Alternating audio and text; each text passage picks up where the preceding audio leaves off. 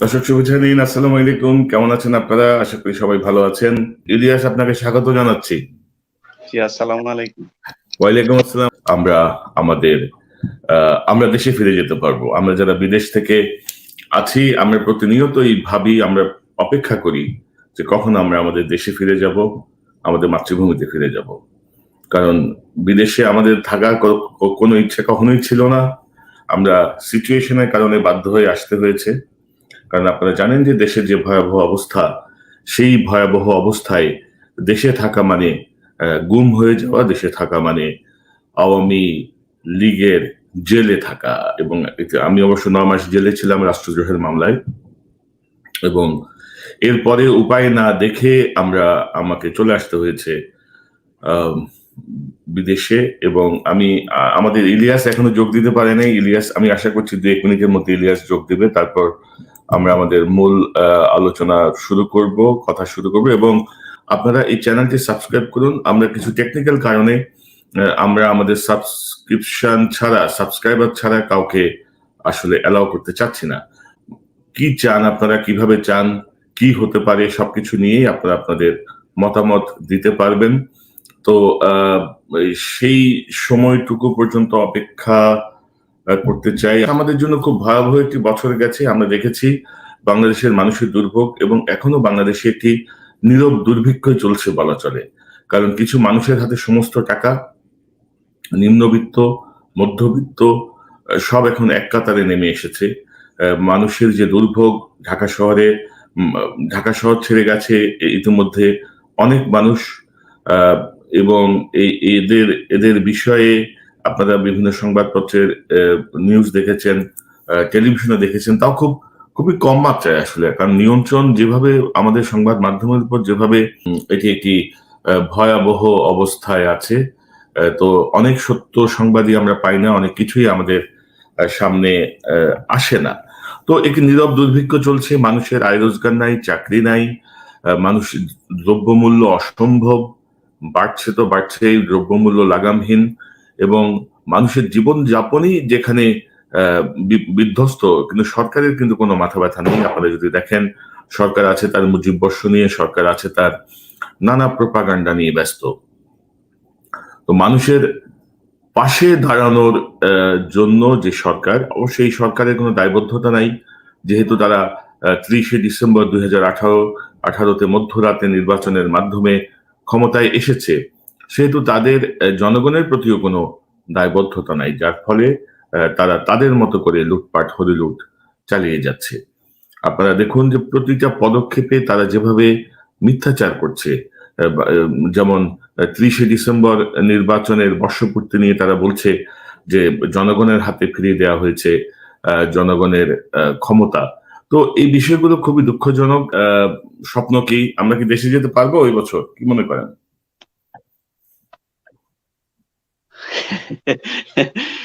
ইনশাল্লাহ, ইনশাল্লাহ সবাই দেশে যেতে পারবে। কেন পারবে না? দেশ তো আমাদের, তাই না? দেশ তো যারা ওই সীমান্তের ওপারে গিয়ে তারপরে বিভিন্ন জায়গায় ওই চশমা-টশমা রেখে এসেছিল তাদের জন্য না। দেশ যারা স্বাধীন করেছে, মুক্তিযুদ্ধ করেছে তাদের জন্যই। এখন তো অরিজিনাল মুক্তিযোদ্ধাদের খাওয়া নাই। এখন হচ্ছে ভুয়া মুক্তিযোদ্ধা যত আছে, রাজাকার পরিবার যারা পাকিস্তানের কাছ থেকে ১৫০০ টাকা ভাতা নিত পুরো মুক্তিযুদ্ধের সময়কালীন, তারা এখন বুঝাচ্ছে যে তারাই বড় মুক্তিযোদ্ধা। আসল মুক্তিযোদ্ধারা এখন দেশে থাকতে পারে না। এই যে ১ম এ যিনি বললেন যে আপনার তিনার রক্ত গরম হয়ে যায়, এটা আসলে কথাটা রক্ত গরম না। যার মধ্যে ন্যূনতম দেশপ্রেম আছে এই মুহূর্তে বাংলাদেশের, সে নাগরিক বলে দাবি করে। সেই মানুষটার বর্তমান পরিস্থিতি দেখে হয়তো আমরাই বা কি করছি? আমরা তো কিছু করতে পারছি না। এরকম না যে আমরা রাস্তায় গিয়ে মারামারি করছি, তাদের বিরুদ্ধে অস্ত্র ধরছি। সেটা না। কিন্তু অন্তত মানসিকভাবে একটা অশান্তিতে থাকি যে একটা দেশের এই অবস্থা। আর দ্বিতীয় যে ভাই প্রশ্ন করলেন যে আপনার ভারত কিছু সুবিধা নিবে। আসলে দেখুন, বয়সেও ভোট দিতে পারেন নাই এখনো। জি, না, ওইটা তো ওই স্বপ্ন তো আর এখন দেখারই প্রয়োজন নাই। কারণ এখন ভোট যারা মানে মৃত মানুষ ভোট দিচ্ছে, এইসব নিয়ে আর কথা বলার দরকার নেই। আমি একজন রাজনীতিবিদের সাথে আমার ২ দিন আগে কথা হচ্ছিল। নাম বললাম না। তো তিনি আমাকে কিছু কথা বলছিলেন। আমি বললাম যে, "ভাই আপনারা একটু কথা-টথা বলেন। এখন তো কথা বলার দরকার। আপনি তো একেবারে চুপ হয়ে আছেন।" তো তিনি আমাকে বলছিলেন, খুব মানে আমার খুব ভালো লেগেছে কথাগুলো। সেটা হচ্ছে যে ইলিয়াস কি বলবো বলো? আমি যা বলবো, ধরো আমি এখন কি বলবো? আমি বলবো যে ওরা ভোট চোর। এটা সবাই জানে। আমি বলবো যে ব্যাংক ডাকাত। এটাও সবাই জানে। ওরা গুম করে সেটাও জানে, খুন করে সেটাও জানে। আর কি বলবো? এখন যা বলছি না, এগুলো ওদের কাছে গুরুত্বহীন। এখন যদি বলি, উনি যে কথাটা সবচেয়ে ইন্টারেস্টিং মনে হয়েছে যে, এখন যদি বলি যে ওবায়দুল কাদেরকে হাতি ধরে তারপরে ধর্ষণ করেছে। এইটা তাহলে একটা আনকমন কথা। কমন অন্য কোনো কিছু কিন্তু আনকমন নয়। মানে ওরা ভোট চুরি করে, ওরা ধান চুরি করে, চাল চুরি করে, এটা স্বাভাবিক কিছু না। মানে এই সরকারের প্রতিটা মুভমেন্ট মানুষের কাছে স্পষ্ট, যদিও তারা মিডিয়াকে নিয়ন্ত্রণ করে রাখছে প্রচন্ড ভাবে, তারপরেও মানুষ সবকিছু জানে। এবং গত বেশ কয়েক বছর ধরে ইউটিউব কেন্দ্রিক যেই অনুষ্ঠানগুলো, ইউটিউব কেন্দ্রিক যেই আমাদের আলোচনা বা সবকিছু তুলে ধরা মানুষের সামনে, তাতে মানুষ আরো অনেক বেশি তথ্য জানতে পারছে। না, না, আপনি তো এখন ডক্টর কনক সারোয়ার হচ্ছে এখন কথিত সাংবাদিক। আমরা হচ্ছে কেউ আবার কোথাও বলা হয় যে ইউটিউবার, অনলাইন ব্যক্তি। তো বেটা ইউটিউবার, তোরা যারা বাংলাদেশে সাংবাদিক আছিস, তোদের গলায় দড়ি দেওয়া দরকার। তোদের গলাতে দড়ি দিয়ে মারা যাওয়া দরকার। কারণ হচ্ছে একটা ইউটিউবার, আমার একটা ভিডিও বা ডক্টর কনক সারোয়ারের একটা ভিডিওতে কত ভিউ আছে, আর তোর একটা এরকমও মানে খুব যারা বিরাট বড় চ্যানেল মনে করে ৭১ টিভি, ৭১ টিভির ভিডিও আপনি যান, তাদের ইয়েতে যান, ইউটিউব চ্যানেলে গেলে দেখবেন ৩৪ জন ভিউ হয়েছে এক সপ্তাহ আগের ভিডিও। ৩৫ জন, ১০০ জন, ১৫০ জন ইউটিউবার। তো তারা যাদের আমরাও ইউটিউব থেকে ইনকাম করি, তারাও ইউটিউব থেকে ইনকাম করছে বাংলাদেশের চ্যানেলগুলো। অতএব তারা ইউটিউবার, আমরাও ইউটিউবার, মেনে নিলাম। তো ইউটিউবার তোরা আমার চেয়ে কম দামি ইউটিউবার, আমি তোর চেয়ে বেশি দামি। ইলিয়াস, এই ব্যাপারে আমি একটু বলতে চাই, ইউটিউব থেকে আমাদের যে ইনকামের যে জায়গাটা, সেটি অনেকটা গৌণ। মুখ্য কারণ হচ্ছে আমি এবং আমরা কিন্তু আমাদের কপিরাইট ক্লেম কখনোই করি না। আমাদের সবকিছু কিন্তু ফ্রি, যার ফলে দেখা যায় যে এক একটা ভিডিও ১০০ জন, ৫০ জন বিভিন্ন চ্যানেলে তারা ব্যবহার করছে, তারা সেটাকে মনিটাইজ করছে, তারাও ইনকাম করছে। তো আমাদের বিষয়টা হচ্ছে যে মানুষের কাছে তথ্যগুলো পৌঁছানো। তো আমাদের প্রচুর দর্শক আছেন। আমি আবারও আপনার কাছে ওনার কথাটা খুব ইম্পর্টেন্ট একটা প্রশ্ন করা, আমি ওই কথাটা একটু বলি। সেটা হচ্ছে যে উনি বলছিলেন যে ভারত এখানে দাঙ্গা ফ্যাসাদ তারপরে এগুলো করছে, এগুলো করে তারপরে বাংলাদেশ দখলের একটা পায়তারা করবে। আসলে আমরা কিন্তু দীর্ঘদিন ধরে বলছি যে ভারত যে একেবারে যে দখল করবে না তা না কখনোই, কিন্তু এই মুহূর্তে যেই পররাষ্ট্রমন্ত্রী বলেন যে বাংলাদেশের দুষ্টু আপনার ব্যবসায়ীরা তারা গিয়ে ওইখানে অস্ত্র নিয়ে তারপরে ভারতে গিয়ে গোলাগুলি করে, সেই গুলির ভয় হচ্ছে বিএসএফ তাকে গুলি করে। আর কি কিছু দরকার আছে? মানে ভারতের এর চাইতে ভালো, ভারত যদি দখলও করে তাহলে ভারতের মন্ত্রী এত সুন্দর করে বলবে না তাদের পক্ষে। অতএব দখল করার আর দরকার নেই, দখল হয়ে গেছে। এটাতেও যদি আওয়ামী লীগের যেসব লোকজনের মনে হয় যে বাংলাদেশ এখনো দখল হয় নাই, তাহলে তার সমস্যা আছে, এই সমস্যাটা আমাদের না। জি, আমরা বেশ কিছু নতুন পরিকল্পনা করছি। আমরা আশা করছি ইউটিউব চ্যানেলের পাশাপাশি একটি অনলাইন টেলিভিশন, যেটি আমি এবং ইলিয়াস ইতিমধ্যে কথা বলেছি, একটি পরিকল্পনা আমাদের আছে। পাশাপাশি মেজর দেলোয়ার, কর্নেল শহীদ, ডক্টর পিনাকি ভট্টাচার্য, ডক্টর তাজ হাশমি, সবাইকে নিয়ে আমরা আপনাদের সাথে সরাসরি কথা বলার মতো বেশ কিছু অনুষ্ঠান করব, সেই পরিকল্পনা আছে। ইলিয়াস, এটি একটি গুরুত্বপূর্ণ প্রশ্ন যে সবচেয়ে গুরুত্বপূর্ণ প্রশ্ন হচ্ছে হাসিনার পতন, স্বৈরাচারের পতন। সংক্ষেপে 10 সেকেন্ডে একটা মন্তব্য চাই আপনার। আমাদের এইখানে আপনার ওই যে জামাতের একটা প্রোগ্রাম হয়েছিল, এখানে একজন মুরব্বী, উনি মুক্তিযোদ্ধা, সম্ভবত চিটাগাং এর কোন একটা এলাকার আর কি জামাতের আমির বা কিছু একটা ছিলেন। উনি একটা কথা বলেছিলেন যে পৃথিবীতে আল্লাহ আমাদেরকে শয়তান দেখার একটা সুযোগ করে দিয়েছে। ধরুন পৃথিবীতে যত শয়তান আছে, এই সব শয়তানকে এক জায়গায় এনে একটা সংগঠন করেছে এবং সেই সংগঠনের নাম দিয়েছে আওয়ামী লীগ। এই সরকার পতন হবার পরে যদি শয়তানও আসে, তো এরপরে কি হবে এটা চিন্তা করার দরকার নেই। জি, গুরুত্বপূর্ণ প্রশ্ন। অর্থাৎ উনি বলছেন, তুমি তো বুঝতে পারছো, উনি বলতে যাচ্ছেন যে একজনের বিরুদ্ধে ১০০-১৫০ কেস, এই যে ম্যাজিস্ট্রেটটাকে এগুলো দেখে না, এরা কি ধরনের ম্যাজিস্ট্রেট যে ১০০-১৫০ কেস একজন মানুষের বিরুদ্ধে, এটাও তারা বিশ্বাস করে এবং মানে। খুব সংক্ষেপে 10 সেকেন্ড। কারণ হচ্ছে ওই চেয়ারে এখন যারা বসে আছে তারা হচ্ছে কালো মানিক। এই কালো মানিকদের আদালতে এর চেয়ে বেশি কিছু পাওয়া সম্ভব নয়। আমি মনে করি যে এই আদালত এগুলোকে এখন, এটা অবৈধ সরকার, অবৈধ আদালতে অবৈধ জিনিসপত্রকে বৈধতা দিচ্ছি হচ্ছে আমরা। তো এই বিএনপি বা জামাত যাদের মামলা টামলা আছে, আমি মনে করি এদের বলা উচিত যে আমরা আদালত মানি না, এসব হাজিরা টাজিরা দিতে পারবো না, যা পারেন করেন। এটা একটা গুরুত্বপূর্ণ প্রশ্ন যে সরকারি যেখানে অবৈধ সেখানে তার সকল অপারেটার্স অবৈধ। এবং আমরা তো আমরা তো কোর্টের সকল কার্যক্রম দেখি, আমরা বুঝি যে কোত্থেকে কি হয়। বিচারকদের তো অনেক তথ্য ফাইল আসছে। ইতিহাস লিখে দিচ্ছেন আপনি এক কর্নেল অলি আহমেদকে আপনি এনেছিলেন এক প্রোগ্রামে, সেটা নিয়ে আপনার বিরুদ্ধে মামলা হয়েছে, আপনাদেরকে এখন রাষ্ট্রদ্রোহী মামলা সেই বই হচ্ছে বাজেয়াপ্ত করছে। এখন বিচারক যদি নাকি বলে দেয় কর্নেল অলি আহমেদকে যে ইতিহাস কি হবে, যে ব্যক্তি নিজে থেকে ইতিহাস রচনা করেছেন সেই ব্যক্তিকে বিচারক বলে দিচ্ছে যে ইতিহাস কেমন হবে, এর চেয়ে দুর্ভাগ্য আর কিছু হইতে পারে না। তাও তাও সেই বিচারপতি, যে বিচারপতির বিরুদ্ধে আদালত অবমাননার মামলা আগেই ছিল, যে বিচারপতি আসলে এই জিনিসগুলোর জন্য বিএনপি দায়ী। কারণ হচ্ছে ধরুন বিএনপি যখন ক্ষমতায় ছিল তখন জিয়াউর রহমানের উচিত ছিল তার আগে যারা এই বাংলাদেশে ভোট ডাকাতি করেছে, মানুষের কম্বল চুরি করেছে, যারা ব্যাংক ডাকাতি করেছে, তাদের মরণোত্তর বিচার করা। তাদেরকে তো মেরে ফেলেছিল, কিন্তু মরণোত্তর বিচারটা করা উচিত ছিল। এবং তারপরের থেকে জিয়াউর রহমানের নিয়ে এখন এত কথা বলা হয়, সেই জিয়াউর রহমান যে শেখ হাসিনাকে দেশে নিল তার 16 দিনের মাথায় জিয়াউর রহমানকে খুন করা হলো, সেটারও বিচার হওয়া দরকার ছিল। যে এতদিন কোনো সমস্যা হয় নাই, তোমার দেশে আনার পরেই সে মূল্য কিভাবে, ওইটারও বিচার হয়। এবং ইতিহাস, বিশেষ করে যে ইতিহাস এখন বিকৃত করা হচ্ছে, এই ইতিহাসগুলো যদি বিএনপি ঠিক মতো সংরক্ষণ করতো, আমি অনেক গুরুত্বপূর্ণ মানুষ যারা আমাকে অনেক তথ্য দিবে, সেই তথ্যগুলো তারা ঘাঁটতে গিয়ে দেখে যে বাংলাদেশ বেতার থেকে শুরু করে বিভিন্ন জায়গায় যেগুলো আপনার মিউজিয়ামে রাখা হয়েছিল, যেগুলো খুব গুরুত্বপূর্ণ ডাটা, সেই ডাটাগুলো এখন খুঁজে পাওয়া যাচ্ছে না। অতএব বিএনপির এগুলো জানানো উচিত ছিল যে আসলে স্বাধীনতার ঘোষণা কে দিল, এই আওয়ামী লীগের বিএলএফ নামে যে সংগঠন ছিল, সেই মুজিব বাহিনীর ভূমিকা মুক্তিযুদ্ধে কি ছিল, এগুলো বিএনপি জানায় নাই। না জানানোর কারণেই আজকে এই অবস্থা। না, এটাই মানে ইতিহাসের অনেক জায়গায় আসলে আওয়ামী লীগ যেভাবে ইতিহাস এবং সকল কিছু নিয়ে রাজনীতি করছে, বিএনপি অনেক কিছু থেকে দূরে ছিল, যার ফলে একটা একটা জেনারেশন গ্যাপ হয়ে গেছে আমাদের বর্তমান তরুণ প্রজন্মের সাথে। ইলিয়াস, আমরা একটু অন্য দিকে যাই। ইলিয়াস, আমি বিষয়টা নিয়ে কথা বলবো যে প্রবাসে, আচ্ছা ইলিয়াস, আমরা একটু, আপনার অনেকগুলো বিষয় চলে আসছে, সর্বশেষটা দিয়ে আমি এবার শেষ করবো আমার, কিন্তু আমরাও শেষ করবো। আমরাও প্রায় 40 মিনিট হয়ে গেছে। আমি জানি আপনার কাজ আছে, সেটা আমি জানি। বিষয় হচ্ছে যে এই যে ভদ্রলোক রনির কথা বললেন, গোলাম মাওলা রনি, উনি বর্ণচোরা একজন মানুষ। ওনাকে আপনি মানে যেভাবে রাখবেন, শুধু সুবিধা দিয়ে রাখলেই হবে। উনি আওয়ামী লীগ, জামাত, বিএনপি কোনো কিছুতে ওনার সমস্যা নেই। 2008 সালে উনি আওয়ামী লীগের নমিনেশন পেয়েছিলেন, এমপি হয়েছেন, 14তে এসে পান নাই। তারপরে হচ্ছে গিয়ে আবার বিএনপির কাছে চেয়েছেন 18তে এসে, বিএনপি 18 দিনে, এবং নির্বাচনের 2 দিন আগে আবার জামাতের কাছেও চেয়েছেন।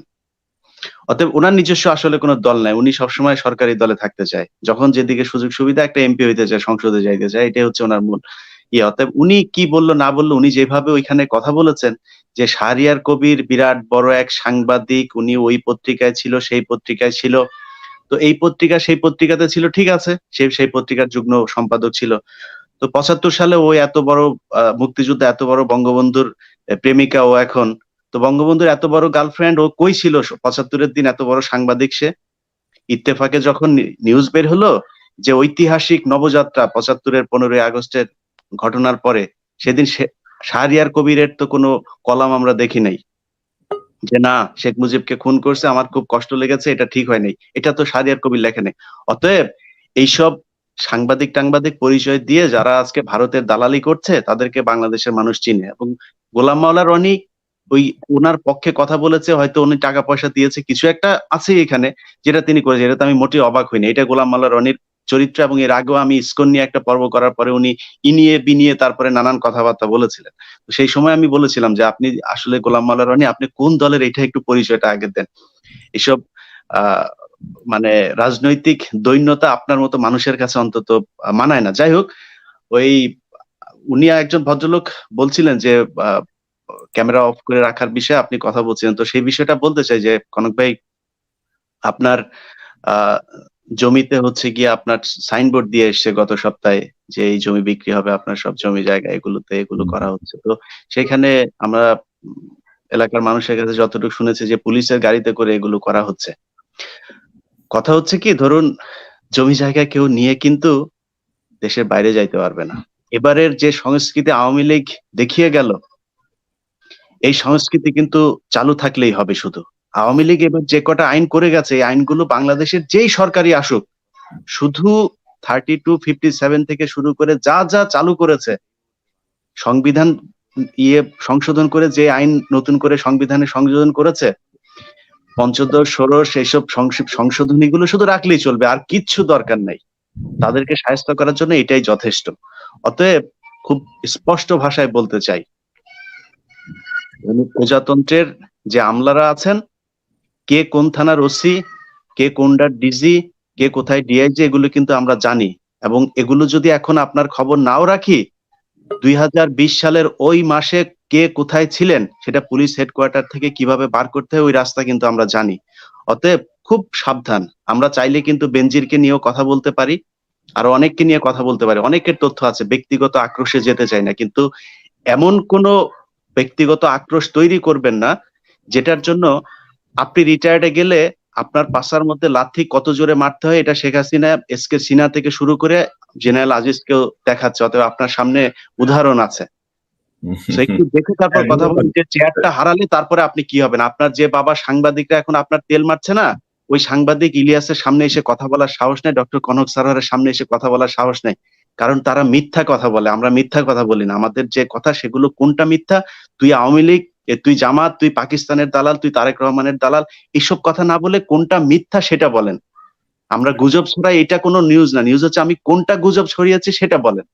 জি, ধন্যবাদ ইলিয়াস। এবং ইন্টারেস্টিং বিষয় হচ্ছে গত পর্বেই দুদিন আগে একটি অনুষ্ঠানে আমরা আলোচনা করেছি যে ডিজিএফআই মোট 5,000 লোককে নিয়োগ দিয়েছে আমাদের এইসব যারা ইউটিউবে কাজ করেন, ফেসবুকে কাজ করেন, তাদেরকে কাউন্টার অ্যাটাক করার জন্য। তো আশা করি 50 টাকা পার্টি, 50 টাকা পার্টি, এবং এর মধ্যে ক্যাটাগরি আছে, সবই আমি জানি। তো এর মধ্যে তালিকাটা আসছে আমার কাছে 5,000 জনের। আসলে তখন আমরা এটা নিয়ে কি করা যায় দেখবো, কিভাবে প্রচার। Ilias, mother of mafia colonel Shahid Uddin খানের এই যে উপাধি কিন্তু বেশ জনপ্রিয়। এবং মাতারানিটা আরো বেশি জনপ্রিয়। কর্নেল শহীদ, এবং আপনি তো জানেন যে কর্নেল শহীদ একটি নতুন আন্দোলন শুরু করেছেন, যে গণ অভ্যুত্থান এবং নতুন সংবিধান, এটা আন্দোলন শুরু করেছেন গণমুক্তি মঞ্চ নামে। তো কর্নেল শহীদ আমাদের সঙ্গে যোগ দেবেন। প্রচুর মানুষ ওনার সঙ্গে কথা বলতে চায়। আমার প্রত্যেক অতিথিকেই আমাদের সঙ্গে যুক্ত নিয়ে আসবেন। ইলিয়াস, এই যে থিওফিল যে বলছিলেন, থিওফিল রয়, এই যে আমাদের তাপবিদ্যুৎ কেন্দ্র বা সবকিছু মিলিয়ে, এবং স্কুল কলেজের ম্যাগাজিনে যারা লিখতে চায় তাদেরকেও বলা হচ্ছে যে সরকারের সমালোচনা করে কিছু লেখা যাবে না। অর্থাৎ এই সরকার কি পরিমাণ মানে ছোট লোকী অবস্থায় যে উপনীত হয়েছে, যে স্কুল কলেজের কিছুতেও কোনো কিছু লেখা যাবে না যেটাতে মনে হয় যে এটা সরকারের বিপক্ষে গেছে বা সমালোচনা। এটা তো আর আজকে থেকে না, এটা দীর্ঘদিন ধরে। ধরুন এখন বাংলাদেশের যে কোনো একটা কলেজ কিংবা বিশ্ববিদ্যালয়, সেখানে ছাত্রলীগের যে ছাত্র সংগঠন, আমি কুমিল্লাতে কি একটা বিশ্ববিদ্যালয়, সেখান থেকে একজন আমাকে কিছু তথ্য দিয়েছিল। সেখানে তিনি বলছিলেন যে তারা অন্য একটা সংগঠন করছে, মানে সাধারণ শিক্ষার্থীদের নিয়ে ওই যে নুরুদের মতো এই টাইপের একটা কোনো একটা আলাদা সংগঠন। এটা রাজনৈতিক কোনো উদ্দেশ্য ছিল না, সেটাও করতে দেওয়া হয়নি। কারণ কোনো বিশ্ববিদ্যালয় কলেজে এখন কোনো সংগঠন করতে গেলে ছাত্রলীগের পারমিশন ছাড়া কেউ কোনো অন্য কোনো সংগঠন করতে পারবে না। এটা হচ্ছে অলিখিত একটা সংবিধান আকারে বাংলাদেশে চলছে। এখন আপনি আমি তো আমাদের চাইতে বড় ভুক্তভোগী তো কনক ভাই আর কেউ নাই, তাই না? যে মানে একটা ইউটিউব চ্যানেলকে বন্ধ করার জন্য হেন কোনো কাজ নাই যে এই সরকার করতেছে না। সেখানে বাংলাদেশে বসে এই ধরনের কথা বলতে পারবে না, কাজ করতে পারবে না, সেটা খুব স্বাভাবিক। আমি বাংলাদেশের মানুষের কাছে যেটা বলতে চাই যে দেখুন, আমরা তো মানুষ, আমাদের ভয় আছে, আমাদের লোভ আছে, আমাদের বেঁচে থাকার ইচ্ছা হয়। তো তেলবাজি না করে অন্তত যে যেখানে আছে, কোনো পুলিশে আছে, সেনাবাহিনীতে আছে, সাংবাদিক আছে, বা যেখানেই থাকুক, সাধারণ মানুষ, শিক্ষার্থী, প্রতিটা মানুষের অন্তত ওদের দলটা ভারী করেন না। মানে এইটা জবাব দেওয়ার কোনো সুযোগ নাই এই মুহূর্তে যে আমার আসলে কিছু করার ছিল না, আমি আর কি করতে পারি, এই কারণে আওয়ামী লীগের সাথে আমি মিশেছিলাম, এটা বলার সুযোগ নাই। কারণ এটা খালি দুনিয়া না, আখেরাতে পর্যন্ত এর জবাব দিতে হবে। শেখ মুজিবুর রহমানের নাম ভাঙিয়ে কমান্ডো সিনেমা বাংলাদেশে প্রচার করা হয়, এবং সেটা নিয়ে এখন পর্যন্ত তাহাজ্জুদ নামাজ যারা 22 বছর ধরে পড়ে, তারপর প্রতিদিন জায়নামাজ খুঁজে তারপর তাহাজ্জুদ পড়ে, তারা কিন্তু কোনো মামলা করায় নাই। এই মামলা কেন অন্য মানুষকে করতে হবে? এটা তো রাষ্ট্রীয় মামলা হবে। যে লা ইলাহা ইল্লাল্লাহু মুহাম্মাদুর রাসূলুল্লাহ এর নিচে হচ্ছে বন্দুকের ছবি দিয়েছে। আল্লাহর জবরের বদলে একটা পিস্তলের ছবি দিয়েছে। এটা হ্যাঁ, এই বিষয়টা নিয়ে বেশ বেশ আলোচনা হচ্ছে, কিন্তু আমাদের সরকার তো আসলে ধরো শোনা কেন হবে? ভাই সেই প্রযোজক, সেই পরিচালক ব্যাখ্যা দিচ্ছে। ব্যাখ্যা কিসের? ও জেলে থাকবে, ওর ফাঁসি হইতে হবে। ও বাংলাদেশের 18 কোটি মুসলমানের একেবারে বুকের মধ্যে আঘাত করেছে। এটা বুঝতে হবে যে এটা কে মাপ চাইলো আর কে ব্যাখ্যা দিল, ব্যাখ্যা দেওয়ার দরকার নেই। আমরা সেই ভিডিও দেখেছি। সেই ভিডিওতে আমরা দেখেছি যে অস্ত্রের ছবি, তারপরে ইয়েতে দেওয়া হয়েছে মুসলমানরা অস্ত্রবাজি করে না। এই পৃথিবীতে এখন পর্যন্ত যতগুলো সন্ত্রাসী কার্যক্রম এই ধর্মকে নিয়ে হয়েছে, সবচাইতে বেশি করেছে এই ভারতের হিন্দুরা। অতএব মুসলমানরা সন্ত্রাসী না। মুসলমানরা যদি সন্ত্রাসী কার্যকলাপ করতো, তাহলে ওই ব্রিটিশ একজন লেখক লিখেছিলেন তার বইতে যে ভারত উপমহাদেশে মুসলমান খুঁজে পাওয়া যেত না যদি জোর করে মুসলমান শাসকেরা ধর্মান্তরিত করতো মানুষকে। 600-700 বছর এই উপমহাদেশ শাসন করেছে জি, মুসলমান। ইলিয়াস, আপনি যেহেতু চলচ্চিত্রের একটি উদাহরণ দিলেন, পাশাপাশি আপনি দেখুন যে কদিন আগে বাংলাদেশে একটি বাংলাদেশের একটা সিনেমা, যেটি ইউটিউব চ্যানেলে তারা প্রিমিয়ার করেছিল, যে সেই সিনেমার পরিচালক এবং অভিনেতাকে ধরে নিয়ে যাওয়া হয়েছে, অভিনেত্রীকে খুঁজছে, পুলিশকে অবমাননা করা হয়েছে। জি, জি। অথচ বিষয়টি অশ্লীল, কিন্তু যেভাবে আছে অ্যাকচুয়ালি আমাদের জি, বিষয়টি মোটেই অশ্লীল না। এভাবেই হয়। করেন বাংলাদেশে পুলিশ কখনো ভালো মানুষ হইতে পারে না। যদি পার্সেন্টেজ হিসাবে 33 তো পাস, তাই না? তার মানে 33 এর পরে হইলে সে খারাপ স্টুডেন্ট না। না, তবে ইলিয়াস, না, 80% এর উপরে পুলিশ, তাদের কাজই হচ্ছে ঘুষ খাওয়া। ঘুষ ছাড়া পুলিশ কিছু বুঝে না। যদি মনে করে পুলিশ আমরা বিরাট আকারে, কেউ আছে যে যেই কমিউনিটিতে থাকে, সেই কমিউনিটিতে বিলং করেতে ওইখানকার ওই একটু মানে ভালো কিছু নিয়ে তারা মানুষের সামনে আসতে চায়। পুলিশের যেসব পেজ গুলো আছে ওগুলোতে গেলে দেখবেন ভাই পুলিশ আপনারা খুব ভালো হয়ে গেছেন, আমি সব বিশ্বাস করলাম। বাংলাদেশের এমন কোন থানা আছে এই মুহূর্তে যেই থানাতে কিনা জিডি করতে গেলে 500 টাকা দিতে হয় না? এমন কোন থানা আছে যেখানে কিনা একটা মামলা করতে গেলে ওই এলাকার আওয়ামী লীগের নেতাকে রেফারেন্স দিয়ে তারপর মামলাটা করতে হয় না? এমন কোন থানা আছে যেই থানায় রাতে চেকপোস্ট বসানো হয় এবং সেই চেকপোস্টে মানুষের পকেটে ইয়াবা ঢুকিয়ে দিয়ে তারপরে করা হয় না? তো পুলিশের ওসি কি সেটার ভাগ পায় না? এসপি ভাগ পায় না, এএসপি ভাগ পায় না, ডিআইজি ভাগ পায় না? সে টাকা কোত্থেকে যায় ওরা জানে না? অতএব যেদিন এইসব জায়গা বন্ধ করতে না পারবেন, যেদিন বিরোধী দলকে সরকারের লাঠিয়াল বাহিনী হিসাবে পুলিশ ব্যবহৃত হওয়া বন্ধ না করবে, ততদিন পর্যন্ত পুলিশের সুনাম করার দরকার নাই। পুলিশের নিয়ে যা করছে সত্য কথা বলছে। না, তবে ইলিয়াস, আপনি যেভাবে বলছেন যে 80 and 20, আমি এটা মনে করি না। একটা সময় ছিল, ধরেন আমাদের পুলিশ বাহিনী ধরেন 20 to 30% ছিল করাপ্টেড, বাকিরা কিন্তু ধরেন একটা নিয়মের মধ্যে ছিল। এখন হয়তো এই পার্সেন্টেজটা 50-50, অর্থাৎ 50% কে আমি ভালো বলতেই হবে, নাইলে সিচুয়েশন আরো খারাপের দিকে যেত। 50% এখনো পুলিশের তো দরকার নাই কোনো। পুলিশের খারাপের দিকে যাওয়ার কি দরকার আছে? পুলিশ যদি নাকি না, সবাইকে তো পুলিশের কারণে বেনজির সেদিন মদ খেয়ে মাতাল হয়ে তারপরে বক্তব্য দিচ্ছে, আপনি দেখেন নাই? সেদিন মদ খেয়ে মাতাল হয়ে একটা মাতাল, তার যে বক্তব্য একটা মাতালের বক্তব্য। হে বলছে যে ভারতে কিছু হলে, ফ্রান্সে কিছু হলেই তারপরে, আর কথা তো বলছে আপনার মানে পুরা একেবারে কিছু হলে তারপরে এই যে আপনারা জঙ্গি মিছিল বের করেন এই সামনে থেকে। হোয়াট ডু মিন জঙ্গি মিছিল? মানে বাইতুল মোকাররমের সামনে থেকে যে কওমি আলেম বা বাংলাদেশি ইসলাম প্রিয় মানুষগুলো যে মিছিল বের করে, সেটা জঙ্গি মিছিল? তাদের হাতে অস্ত্র থাকে, তারা কাউকে মেরেছে এই পর্যন্ত? বাইতুল মোকাররমের উত্তর গেটের এই যে মিছিল, এই যে প্রতিবাদ, এটা তো আমরা সেই ছোটবেলা থেকে দেখে আসছি ঢাকা শহরে। কই আমরা তো কোনোদিন দেখি না এখান থেকে কখনো কাউকে হত্যা করা হয়েছে, কাউকে খুন করা হয়েছে, কখনো সরকার পতনের আন্দোলন ডাক দেওয়া হয়েছে। বরং আপনারা তাদেরকে মেরেছেন। বলা হচ্ছে যে জঙ্গি মিছিল নাকি বের করে। সে 3-4 বার এই ওয়ার্ডটা বলেছে তার মুখ দিয়ে, জঙ্গি মিছিল। জঙ্গি তো তোরা। পুলিশ হচ্ছে বাংলাদেশের সবচেয়ে বড় জঙ্গি। এর চাইতে বড় জঙ্গি বাংলাদেশে আর কেউ নাই। অতএব পুলিশ বাংলাদেশে ভাই দরকার নেই আমি মনে করি। এর চাইতে পুলিশ যেখানে যা করছে সবকিছু তারা ওই আওয়ামী লীগের পক্ষে কাজ করছে। ভোট চুরি থেকে শুরু করে যত ছিনতাই, চাঁদাবাজি সব এখন পুলিশ নেতৃত্ব দিচ্ছে। অতএব আমি মনে করি না বাংলাদেশে পুলিশ দরকার। এটা না থাকলে এর চেয়ে অন্তত আইনশৃঙ্খলা ভালো থাকবে। তো ইলিয়াস, আপনাকে ধন্যবাদ আপনার মতামতের জন্য। আমরা প্রায় আপনাদের তাড়া আছে আমি জানি। সবাই ভালো থাকবেন। আল্লাহ হাফেজ। আমি কাজের মাঝখানেও কনক ভাই বলার কারণে আমি না করতে পারি নাই। আল্লাহ হাফেজ। আপনাকে ধন্যবাদ ইলিয়াস।